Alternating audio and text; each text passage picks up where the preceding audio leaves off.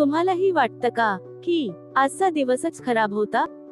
आपण अनेकदा दिवसाला दोष देतो, पण खरं सांगू, दिवस कधीच वाईट नसतो, तर आपलीच सुरुवात विस्कळीत असते. उठल्या उठल्या फोन, धावपळ आणि तोच जुना तणाव, मग संपूर्ण दिवस त्याच वेगाने आणि गोंधळात जातो. पण जर सकाळचे 10 मिनिटं शांत असतील तर तुमचं मन स्थिर होतं. तुम्हाला खूप काही करण्याची गरज नाही, फक्त एक छोटीशी चांगली सवय पुरेशी आहे. मग उद्या सकाळी आपला दिवस छान जावा म्हणून तुम्ही कोणती एक चांगली गोष्ट करणार आहात? कमेंट मध्ये नक्की सांगा.